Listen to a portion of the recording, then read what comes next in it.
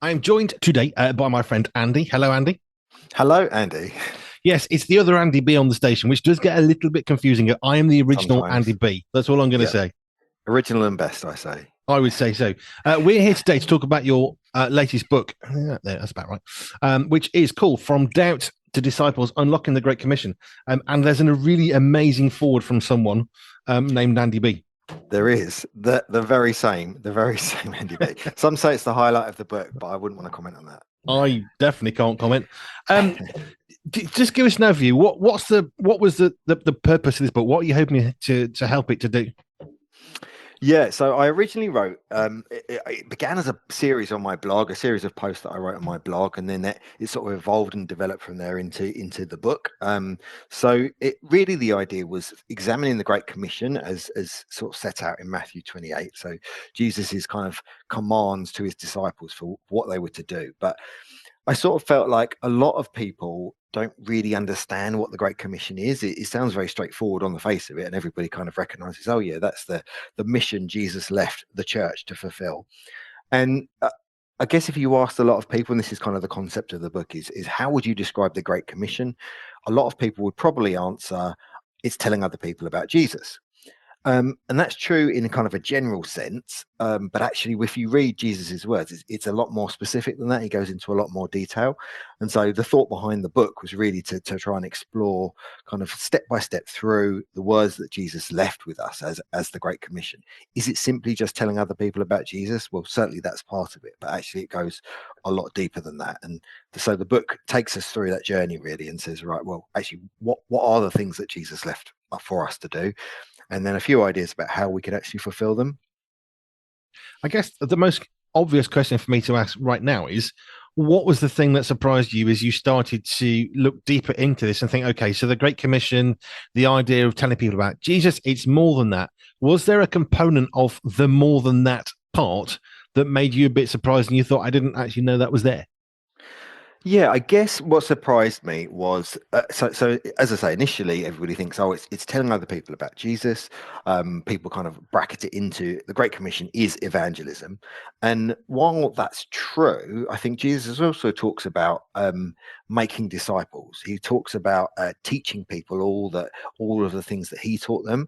Um, and that is far more than evangelism, isn't it? That's not something you can just do overnight. So with evangelism, we talk about sharing our faith, witnessing for Jesus, and telling people what He's done in our lives, and that's very much the start of an individual's kind of Christian journey. But really, the Great Commission goes far deeper than that. It rather than just introducing people to Christ, it then introduces them to His teachings and turns them, as I say for the title, really from a place of doubt through to a place of discipleship, which is a much deeper commitment. And I guess that surprised me a bit, really. Like I say, I always like everybody else associated it with the Great Commission. That's evangelism. That's telling other people about Christ, and that's all great. But actually, it goes much further than that. And I think that's quite a relevant point. I mean, I remember going back in time just a little bit, and you'd have evangelism, and people talk about evangelism with a capital E and evangelism with a little e. And they Yeah, were trying to reference and sort of, I suppose, succinctly say, well, there are evangelists, people whose life's mission is this.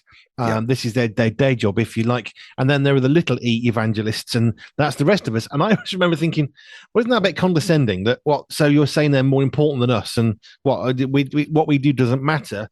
And Yeah. actually, I mean, Billy Graham is a very easy example that still today the name means something to many people. He would Yeah. stand at the front of 50,000 people and say, you need to do this. Okay, there's an evangelist. But actually, it's the day to day stuff of the little e evangelists, so called, although I don't like the title at all, or that way of describing things, because it isn't something for just the Billy Grahams of the world. It really is something that Jesus said to each one of us that we should do. Yeah. Yeah, and I think that's really important because yes, there are certain individuals who have a particular gift for evangelism, a spiritual gift of evangelism, and Billy Graham was a great example of that. You know, because if you like kind of listen back to his sermons or his messages, you know, are those messages so much better than other people's messages? And the answer is probably not. But he had this specific gift of evangelism that really helped people kind of make that step, make that commitment to Jesus. But even if we don't have a specific gift for evangelism, we're still all called to do it. So it's not just a case of, oh well, actually evangelism is not my job because I don't have that gift. And I kind of liken it to, no different from teaching. Teaching. There are some people who have a specific gift to teach the Bible and to teach, Jesus's commands, and that's great. But actually, we all have a responsibility to do that. Whether that's in a parent-child situation, maybe we're teaching our children about the Bible, maybe we're in a home group or something like that, and maybe we're not leading the home group. Maybe the person with the specific teaching gift is leading it, but maybe we're just a part of it. But actually, we're still sharing our understanding. We're still sharing with other people and helping them to understand. So that's teaching. So we're all so yes, there are particular gifts, there are particular offices or roles that people might have, but there are certain things that Jesus wanted us all to do, and the Great Commission wasn't limited to just those with an evangelistic gift. It was clearly left for us all to follow in our own way, and that's what I try to explore in the book, really, that there's no one way to do it. It's not a case of this is the way to share our faith, this is the way to fulfill the Great Commission, because that's not the case. We're all different, we're all individual, and so there's different ways in which we can do that. The way you do it, Andy, with the radio station and the magazine and everything else, might be very different to how I do it, working in an office, working in a secular job, or whatever it might be. So there's just different roles in different places. I suppose one of the things that we probably need to do, because I don't like religious jargon and we're using a little bit of that, but let's just break down for us. I mean, there's a few terms. We're using the words teaching, evangelism, and discipleship. Can you break each of those three words down and just simplify it? What are we really talking about with those three different elements of this book? Yep. So absolutely. So teaching's I guess the most straightforward one, a word we use all the time. It's about imparting knowledge. It's sharing knowledge with other people. And Jesus, when he spent his time on earth, he taught his disciples, his followers, his friends, lots of things, and taught them how to live. And when we're talking about teaching people the things that Jesus taught, we're passing on his teaching to other people. So teaching is the most straightforward one, I guess.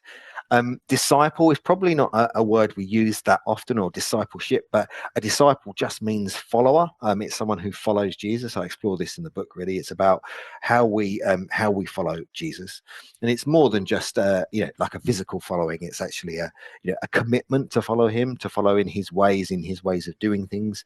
And I think the other one was evangelism, or evangelist. Evangel is kind of good news. It's about proclaiming the good news. I think I forget the original meaning of the word. I think it was to do with the person who brought the good news about a victory, or the person who brought the good news about after a battle, they would run to tell the good news to the king or something. Or and evangelism is about sharing good news. So it's about telling other people the good news that we believe as Christians. And then when you combine those three elements, you've got, I'm guessing, really that. I mean, I've read the book. I have read the book because I've done a Ford. But that's the heart of the book. It's bringing those three, I'm going to call them core components or core elements of how we're supposed to walk through day by day. How do we then teach or disciple someone or evangelize somebody who doesn't know Jesus and who doesn't want to know Jesus? Yeah, that's a good question. So I think that so I think the main answer I would give to that is that what we're supposed to be doing is witnessing. And it was quite interesting. I was listening to something over the weekend that sometimes we as Christians, when we approach evangelism, we don't approach it as a witness. If you think about a witness in a courtroom, they're not there to act as the judge. They're not there to act as the defense attorney. They're not there to act as the prosecutor. They're there to be the witness. They're there just to tell the truth about what they've seen. And that's all we're supposed to be doing, and I don't mean to make that sound simplistic, because it's not, but equally, we're not supposed to be trying to convince people, twist their arm, persuade them to believe in Jesus. We're simply telling other people what we've seen, what we know of Jesus, what he's done in our lives. And I think that's a really good starting point, because I think sometimes when we approach evangelism, we can have our own agenda. Really, we're looking for success, we're trying to do this, we're trying to do that. We've got a program, or we've just been on a course and we've learned this new technique for sharing our faith, so we're trying to apply that. But everybody's different. I'm not the sort of person who is probably going to, I'm not particularly gifted at standing out on the street handing out tracts, for example. That's a classic picture of evangelism that some might have, but that's just not my gifting, really. That's not where I kind of excel. I'll do that, like we touched on earlier, really, the difference between an evangelist and all of us being evangelical. But I think it's a case of saying, well, actually, what is our role? Is it just being there? Is it being friends and being kind to people? Is it and then just when opportunities arise to just tell people what we know about Jesus and what he's done in our own lives. So it isn't about convincing people. It isn't about twisting their arm, as I say. It's just about telling them what we've seen, what we know, and ultimately we can't convict someone or convince someone into believing in Jesus ourselves. That's God's job. That's the Holy Spirit's job. So all we can do is just be there to tell the truth, to tell the person, whether they're open to it or otherwise, what we've seen and what we believe. And that's pretty much where our role stops. Anything beyond that is really for God to do and to change people's hearts into believing in him. I think that's a really interesting way of assessing this, because many people, I think, would be, well, I can't talk to anybody about my relationship with God. It's a very private, personal thing, and I don't want to convince them to change who they are and all that. And I've heard lots of reasons why we shouldn't be trying to talk to people about Jesus. But I love the analogy you just gave, that you heard, of the witness in a courtroom. Yep. Who's literally asked a set of questions and pretty much yes or no. Did you see this person? Could you recognize this person? Are they in this courtroom? They're not asking for their opinion. They're asking for a factual yes or no to something. I know they elaborate sometimes, but that's kind of the point of the court is, did you see this thing happen or did you not? And when you're stating that in that courtroom, obviously you're then stating, yes, I saw this person and they stole that car. I recognize them because they had a rucksack on that I saw later, and they had a beard and it was burned on one side. Then you start to have some facts brought in that now are starting to say, yes, I saw that person. Yeah.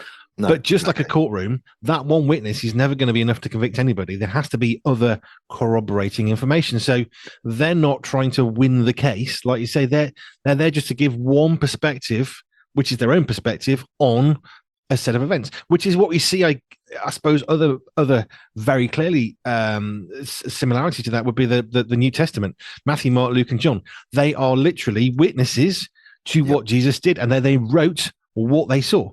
Just like a diary entry, almost a bit more than that, but simplified, basically diary entry of Jesus's life, but from the perspective of Matthew, Mark, or Luke, or John.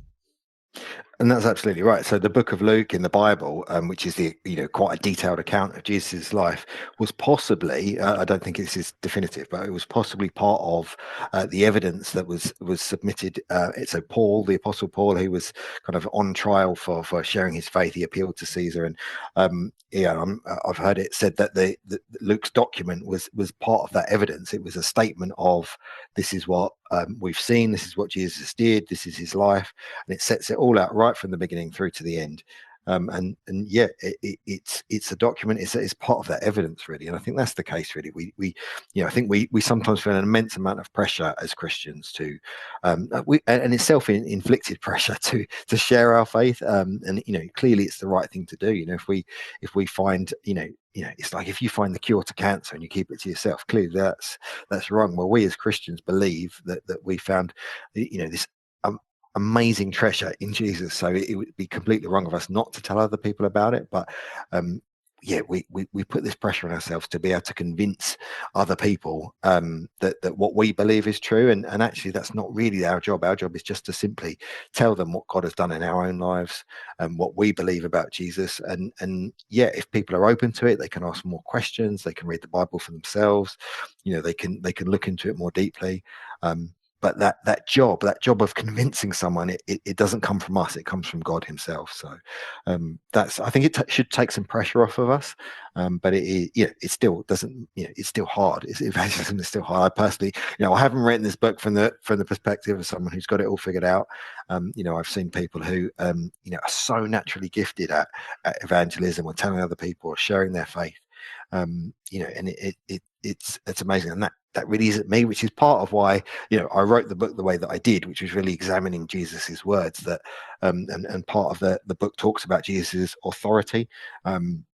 And making sure that we don't just think, oh well, this is kind of a suggestion, Jesus is just making a suggestion that we do it. Well, actually, he sets out quite clearly who he is, his own authority, and that we're to do this. This is the mission of the church is to share our faith with a world that needs to hear it. And some will reject us, some will ignore it, others will want to know more. So and it's not our job to kind of work out which is which. Our job is just to tell people what we've seen, what we know, and let them make up their own minds. So this book, I'm just trying to remember how many pages it was. What was it, 70? Yeah, it's not the biggest pages. book, but it's it's hopefully a quick read. You could read it in one sitting if you're a voracious reader. But I do remember reading this when you sent me a forward of it, and I thought, this is just a really simple book. It's really easy to read, which is important because some books, I like some of the stuff that John Stott has done. Very great Christian theologian. You also need to be, in certain ways, quite academically minded to really understand some of the concepts and constructs. It's brilliant. It's not a 5-minute read. You need to study each sentence and reflect on it. What I do like is a book like this, where it's sufficiently simple that you can read it fairly easily, whilst at the same time, if you want to go a bit deeper, you can. And if you want to go a lot deeper, you can. Because I think that it's a particular writing style which makes it very accessible for every single one of us. How do we get hold of said book? Well, it's available on Amazon, so you can go to Amazon in your region and just search for From Doubt to Disciples by Andy Brown. It should come up. So it's available on paperback, but you can get a Kindle version as well if you prefer to read that way. Cool. From Doubt to Disciples, Unlocking the Great Commission by the legend Andy Brown, not the other Andy B. Thank you. Thank you. Thanks for having me.